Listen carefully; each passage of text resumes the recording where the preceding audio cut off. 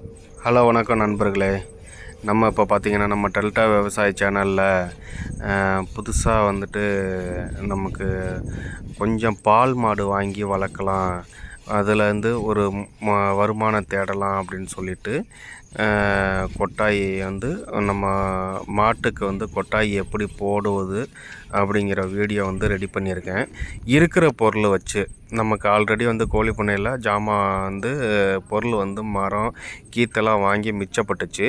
So அதை வச்சு நம்ம எப்படி கட்டலாம் அப்படின்ட்டு நம்ம ஒரு ஐடியா பண்ணி ரெடி பண்ணது தான். நல்ல மரம்லாம் கொஞ்சம் நல்ல பெரிய சைஸு அப்படிங்கிறதுனால நான் மரத்தையே வந்து பில்லராக போட்டுக்கிட்டேன். இருக்கிற மரத்தை வந்து பில்லராக போட்டு கீழே வந்து 3 அடி ஆழத்துக்கு வந்து காங்கிரீட்டு போட்டு மரத்தையே காங்கிரீட்டு போட்டுட்டு அதுலேருந்து 4.5 அடிக்கு மேலே வந்து காங்கிரீட்டு 4.5 அடி 4 அடிக்கு வரையும் காங்கிரீட்டு போட்டுக்கலாம். பில்லர் மாதிரி அந்த மரத்தை சுற்றி காங்கிரீட்டு போட்டு வச்சிட்டோம்னா தண்ணி அடிக்கும்போது கெட்டு போகாது அப்படிங்கிற மாதிரி அதனால தான் இப்படி பண்ணிருக்கு. அந்தருங்க கீழே காங்கிரீட்டு போட்டிருக்கேன்.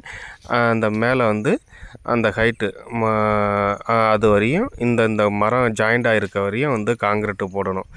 அதை வந்து காங்கிரீட்டு போட்டு உங்களுக்கு வீடியோ தனியாக போடுறேன். இப்போ ரெடி ஆகிட்டுருக்கு கொட்டாயி, மாட்டு கொட்டாயி. இதெல்லாம் ரெடி பண்ணிவிட்டு உங்களுக்கு வந்து ஃபுல் வீடியோ ஒன்று போடுறேன், அதையும் நீங்கள் பாருங்கள். ஏன்னா நம்ம வந்து இருக்கிற ஜாமானை வச்சு தான் பண்ண முடியும். Okay, thank you.